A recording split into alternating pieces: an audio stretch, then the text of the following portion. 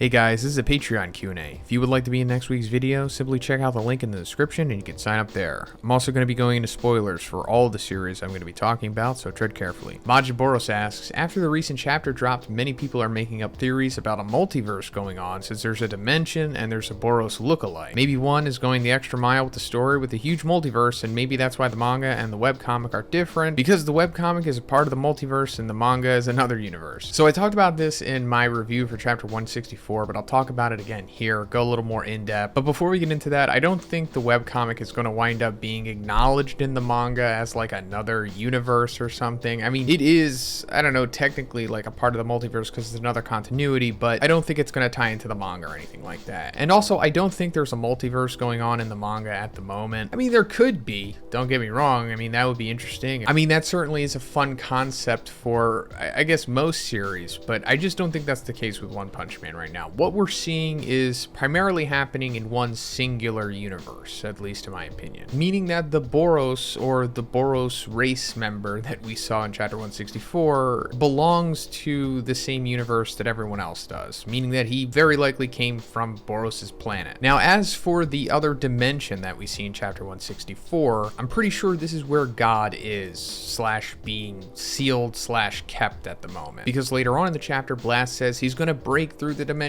seal. We've got to hurry up and repair it. And if we go back to chapter 137, after Saitama, Flashy Flash, and Monako touch the cube, God starts speaking to them, but then Blast shows up right afterwards. And he says this cube is a kind of transmitter. Touching it warps space so you can communicate with it. And then he also says time passes more slowly in here. So I'm pretty sure that's linking up with chapter 164. It's kind of bringing you into the same frequency of this other dimension that God is currently trapped in. Now, what is this dimension exactly? Well, not completely sure. We hardly really know anything about it at the moment. It's possible that this is some place that just exists outside of the universe that the people that put God there knew about or discovered and figured that they needed to put him there to keep him there. Or this is where God inherently comes from. Like he could be some kind of many-angled one from Marvel, kind of like Shumagorath. There's also the possibility that God is an alien like the rest of Blast's team that we see here. But regardless, I think that this dimension is exactly as it's described. It's just another dimension. They're not in like another universe or something like that. And let's go into the Boros guy one more time. So like I said, I talked about this in my chapter 164 review, but I think that this isn't Boros, and he's likely somebody that comes from Boros' planet. Because he certainly looks like Boros, but they are not the same. They have different markings on their face, different hair, and it goes back to what I've been talking about for a while now about how I'm pretty sure that Boros is connected to God in some way. So I'm assuming that Boros' planet was in God's sights as well, just like Earth was, although I think Earth is like the most important to God. But going back to the exposition that Boros gives us about his planet, he says, "My species survived the struggle for existence on a harsh planet. We possess the greatest natural healing in the universe, and I have the greatest healing, physical performance, and potential energy of us all." So that's pretty much all that we know about Boros' planet. It looks like some kind of volcano, hellish world, and considering what he's saying here about he has the greatest healing, physical performance, and potential energy of them all, it's likely that this guy isn't exactly as strong as Boros, although one could just easily retcon that. Or it's even possible that Boros just didn't know about this guy because he was kind of MIA like Blast on his secret God missions. So yeah, I just wanted to shed some light on that, and like I said, you know, there could be a multiverse for all we know, but I just don't think that's the case. Nico L asks, what do you think about the idea that Deku's original quirk was a copy of All For One? And the reason why All For One got with Deku's mom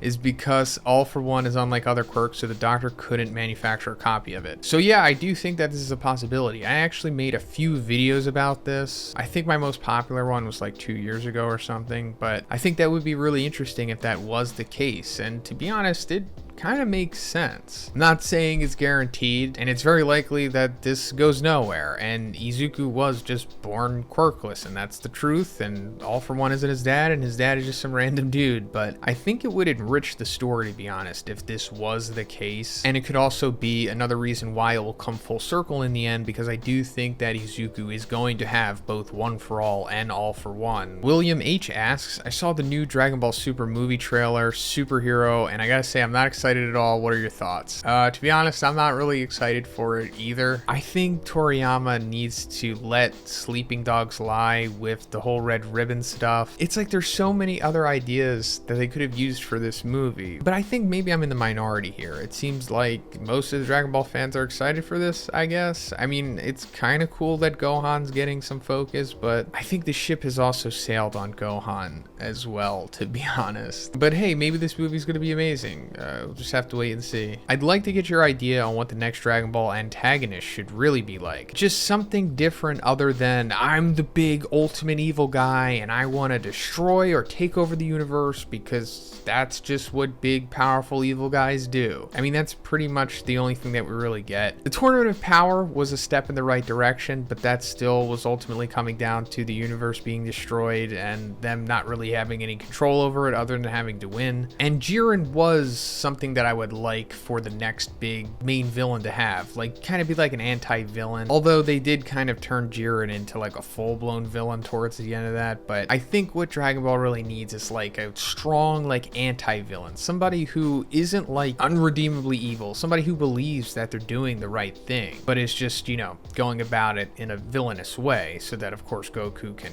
be seen as the, you know, strong babyface guy. Little Ferrari asks, how do you think Broly would do in a fight against Gas? I think Gas would have the advantage at first, of course, but Broly would just get stronger and eventually overpower him. I don't think Broly can become that strong because Gogeta pretty much overpowered him in the movie, and Gogeta, as far as we know, isn't as strong as Gas. I mean, maybe he is. And actually, I guess if Goku and Vegeta fused right now with Ultra Instinct and Ultra Ego, then the Gogeta that they produce probably could defeat Gas, in theory, right? But Broly, as of right now, and considering the knowledge that we have on him, and without us seeing him getting any stronger or anything, I don't think he'd be able to defeat Gas at this point. I'm not even sure if Broly could defeat Ultra Instinct. ShadoStorm asks, do you think Homeless Emperor could have infiltrated the Hero Association since he is still a human? And if so, how do you think the story would have played out if he had succeeded in the infiltration? Yeah, he totally could have. I mean, if he just played it straight and didn't let on that he was like evil, then yeah, he certainly could have instantly become an S-class hero. They don't really seem to ask questions there, so him just having his